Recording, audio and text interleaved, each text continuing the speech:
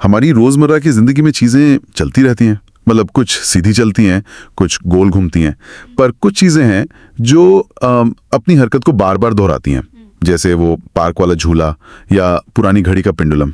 हाँ बिल्कुल, ऐसी मोशन जो एक तय वक्त के बाद, एक रेगुलर इंटरवल ऑफ टाइम के बाद खुद को रिपीट करे, उसे कहते हैं पीरियोडिक मोशन। और अगर यही मोशन एक सेंट्रल पॉइंट के इर्द गिर्द आगे पीछे हो रहा हो, जिसे शायद मीन पोजीशन कहते हैं, हाँ, या इक्विलिब्रियम पोजीशन, तो अगर मोशन इस पॉइंट के आगे पीछे मतलब टू एंड फ्रो हो तो वो ऑसिलेटरी मोशन कहलाता है। अच्छा, तो हर ऑसिलेटरी मोशन पीरियोडिक हुआ? जी हाँ, हर ऑसिलेटरी मोशन पीरियोडिक होता है, पर इसका उल्टा सही नहीं है।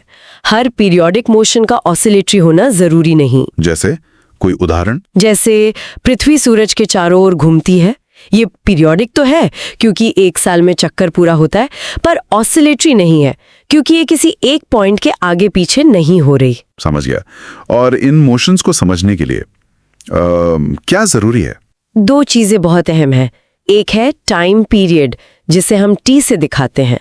ये वो टाइम है जो एक ऑसिलेशन पूरा करने में लगता है। ओके, एक पूरा चक्कर या एक पूरा आगे पीछे का साइकिल। हाँ, और दूसरी चीज है फ्रीक्वेंसी, जिसे न्यू या एफ से दिखाते हैं। ये बताता है कि एक सेकंड में कितने ऑसिलेशंस हो रहे हैं। अच्छा, और इसकी यूनिट हर्ट्ज होती है ना? सही। और फ्रीक्वेंसी टाइम पीरियड का उल्टा होती है, मतलब new is equal to 1t।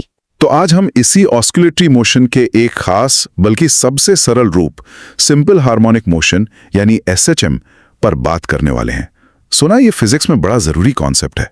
Indeed, simple harmonic motion या SHM एक बहुत ही स्पेशल किस्म का ऑस्कुलेटरी मोशन है।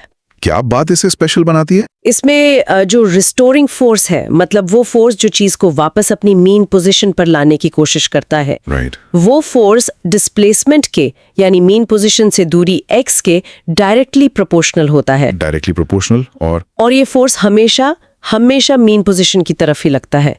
मैथमेटिकली देखें तो F is equals to minus KX। F is equals to minus KX। इसमें K क्या है और वो माइनस साइन? K एक कांस्टेंट है जिसे फोर्स कांस्टेंट कहते हैं। ये स्प्रिंग वगैरह की स्टिफनेस बताता है। और माइनस साइन ये दिखाता है कि फोर्स हमेशा डिस्प्लेसमेंट की उल्टी दिशा में है। मतलब अगर आप चीज को दाईं तरफ खींचेंगे तो फोर्स बाईं तरफ लगेगा, वापस मीन पोजीशन की ओर। अच्छा, तो इस फोर्स की वजह से ऑब्जेक्ट का मोशन कैसा दिखता है? मतलब टाइम के साथ उसकी पोजीशन कैसे बदलती है? इस फोर्स के कारण ऑब्जेक्ट का डिस्प्लेसमेंट टाइम के साथ बहुत स्मूथली एक साइन या कोसाइन कर्व की तरह बदलता है। हम लिख सकते हैं x of t is equals to a cos of omega t plus phi। Okay, ये इक्वेशन आ गई। x of t is equals to a cos of omega t plus phi। इसमें ये a, ओमेगा और phi क्या चीजें हैं? ठीक है, a है एम्पलीट्यूड, ये मीन पोजीशन से मैक्सिमम डिस्प्लेसमेंट है। मतलब ऑब्जेक्ट अपनी मीन पोजीशन से ज्यादा कितनी दूर जाता है, यानी झूले का एक्सट्रीम पॉइंट तक जाना। बिल्कुल। फिर है ओमेगा, ये एंगुलर फ्रीक्वेंसी है। ये बताती है कि ऑसिलेशन कितना तेज हो रहा है। ये टाइम पीरियड t से जुड़ी है। Omega is equal to 2πt। Okay, omega is equal to 2πt और वो ओमेगा t प्लस phi। हाँ, ये पूरी चीज ओमेगा t प्लस phi कहलाती है फेज। ये किसी भी टाइम t पर मोशन की पूरी स्टेट बताती है, मतलब ऑब्जेक्ट कहाँ है और किधर जा रहा है। और अकेले phi का क्या मतलब है? phi फेज कांस्टेंट या इनिशियल फेज। ये बताता है कि जब हमने टाइम गिनना शुरू किया t इज इक्वल टू 0, तब ऑब्जेक्ट अपने ऑसिलेशन साइकिल में कहाँ था। इसे विजुअलाइज करने का कोई और तरीका है? ये थोड़ा एब्स्ट्रैक्ट लग रहा है। हाँ, एक बहुत अच्छा तरीका है।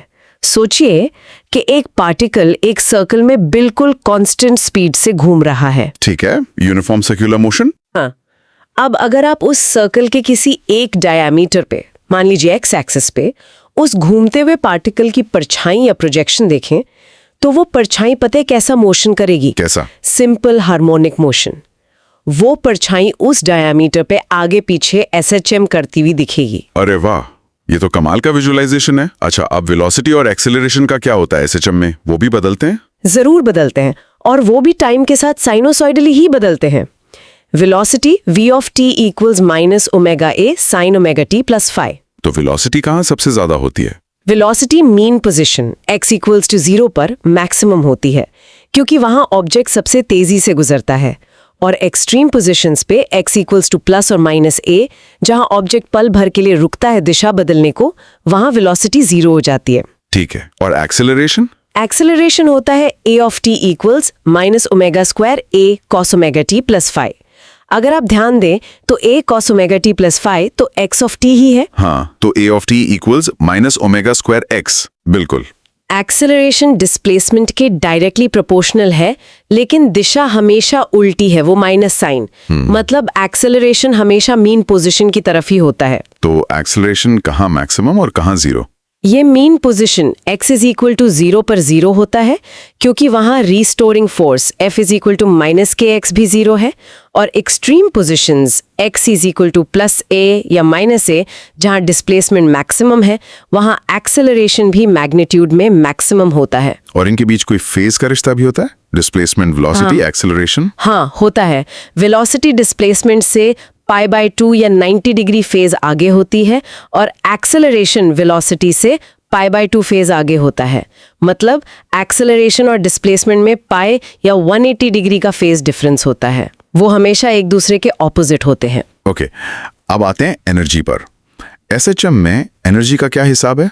एसएचएम करते हुए पार्टिकल के पास दो तरह की एनर्जी होती है।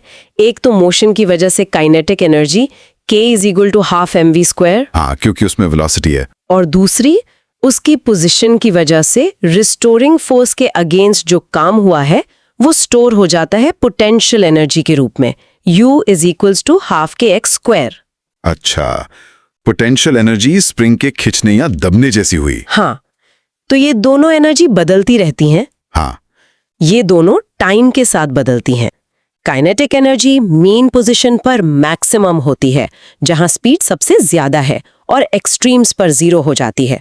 और पोटेंशियल एनर्जी? पोटेंशियल एनर्जी ठीक उल्टा करती है।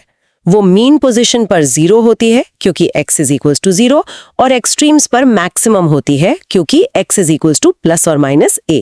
तो एनर्जी कभी कम कभी ज्यादा नहीं, यही तो सबसे दिलचस्प बात है।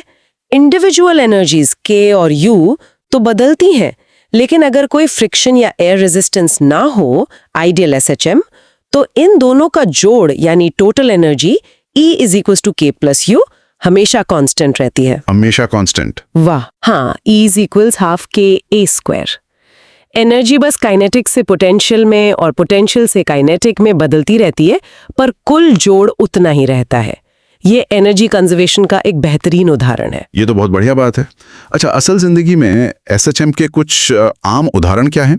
सबसे क्लासिक उदाहरण है सिंपल पेंडुलम। एक भारी सी गोली बॉब को एक हल्के न खींचने वाले धागे से लटका दें। अगर आप उसे थोड़ा सा हिलाकर छोड़ दें, हाँ, जैसे घड़ी का पेंडुलम। हाँ, तो अगर उसका एंगल ऑफ स्विंग बहुत छोटा है तो उसका मोशन लगभग सिंपल हार्मोनिक मोशन होता है। लगभग मतलब बिल्कुल एसएचएम नहीं? हाँ, स्ट्रिक्टली स्पीकिंग ये छोटे एंगल्स के लिए ही एसएचएम होता है, और इसका time period t is equals to pi square root LG। t is equals to square root 2 pi square root LG। इसमें L धागे की लंबाई है और G ग्रेविटी। सही। और ध्यान देने वाली बात यह है कि छोटे एंगल्स के लिए टाइम पीरियड सिर्फ लंबाई L और गुरुत्वाकर्षण G पर डिपेंड करता है, बॉब के मास पर या एम्पलीट्यूड पर नहीं। ये तो इंटरेस्टिंग है। और दूसरा उदाहरण? दूसरा बहुत कॉमन उदाहरण है स्प्रिंग मास सिस्टम। मान लीजिए एक मास m है जो एक स्प्रिंग से जुड़ा है, जिसका स्प्रिंग कांस्टेंट k है, और ये एक फ्रिक्शनलेस सरफेस पर रखा है। ठीक है। अगर आप मास को थोड़ा खींचकर या दबाकर छोड़ दें तो वो आगे पीछे ऑसिलेट करेगा। ये मोशन एसएचएम होता है। और इसका टाइम पीरियड? इसका टाइम पीरियड होता है t is equal to 2 pi under root mk। ये मास m और स्प्रिंग की स्टिफनेस k पर डिपेंड करता है। ठीक है, पर आपने कहा था आइडियल एसएचएम में एनर्जी कांस्टेंट रहती है, लेकिन असल दुनिया में तो झूले या स्प्रिंग हमेशा के लिए चलते नहीं रहते, वो धीरे धीरे रुक जाते हैं। बिल्कुल सही कहा। रियल वर्ल्ड में हमेशा कुछ न कुछ डिसिपेटिव फोर्सेस होती हैं, जैसे हवा का प्रतिरोध, एयर रेजिस्टेंस या फ्रिक्शन। ये फोर्सेस धीरे धीरे सिस्टम की एनर्जी को कम करती जाती हैं। तो उससे क्या होता है? उससे ऑसिलेशन का एम्पलीट्यूड धीरे धीरे घटता जाता है और आखिरकार ऑसिलेशन रुक जाता है। ऐसे ऑसिलेशंस को डैम्प्ड ऑसिलेशंस कहते हैं। जैसे गाड़ियों में जो शॉक अब्जॉर्बर्स होते हैं वो इसी डैम्पिंग का इस्तेमाल करते हैं ताकि गाड़ी ज्यादा देर तक उछलती ना रहे। अच्छा, पर हम चाहें तो ऑसिलेशन को चलाते भी रह सकते हैं, जैसे झूले को लगातार धक्का देते रहना। हाँ बिल्कुल, जब हम बाहर से कोई पीरियोडिक फोर्स लगाकर किसी सिस्टम को ऑसिलेट करने पर मजबूर करते हैं तो उसे फोर्स्ड ऑसिलेशंस कहते हैं। इसमें सिस्टम को चलाने वाले फोर्स की फ्रीक्वेंसी पर ऑसिलेट करना पड़ता है। ठीक है, तो अगर हम आज की बात को समेटें, सिंपल हार्मोनिक मोशन एक फंडामेंटल ऑसिलेटरी मोशन है जिसमें रिस्टोरिंग फोर्स डिस्प्लेसमेंट के प्रोपोर्शनल होता है। मोशन को साइन या कोसाइन फंक्शन से डिस्क्राइब करते हैं और आइडियल केस में टोटल एनर्जी कांस्टेंट रहती है। एकदम सही। और एसएचएम की समझ बहुत जरूरी है क्योंकि ये waves, sound, light, AC circuits और यहाँ तक कि एटम्स और मॉलिक्यूल्स के वाइब्रेशंस को समझने में भी मदद करती है। जाते जाते एक सवाल दिमाग में आ रहा है जो आपने फोर्स्ड ऑसिलेशंस की बात की उससे जुड़ा है। एक फिनोमेनन होता है रेजोनेंस। सुना है? ये तब होता है जब बाहर से लगाए गए फोर्स की फ्रीक्वेंसी सिस्टम की अपनी नेचुरल फ्रीक्वेंसी के बराबर या बहुत करीब हो जाती है। हाँ बिल्कुल, रेजोनेंस पर एम्पलीट्यूड बहुत ज्यादा बढ़ जाता है। तो मेरा सवाल ये है कि ये रेजोनेंस कैसे समझाता है कि क्यों कुछ म्यूजिकल इंस्ट्रूमेंट्स खास नोट्स पर ज्यादा जोर से बजते हैं, या वो ज्यादा खतरनाक उदाहरण, क्यों कभी-कभी हवा के झोंकों से बड़े-बड़े पुल भी टूट सकते हैं। इस पर सोचने के लिए छोड़ते हैं।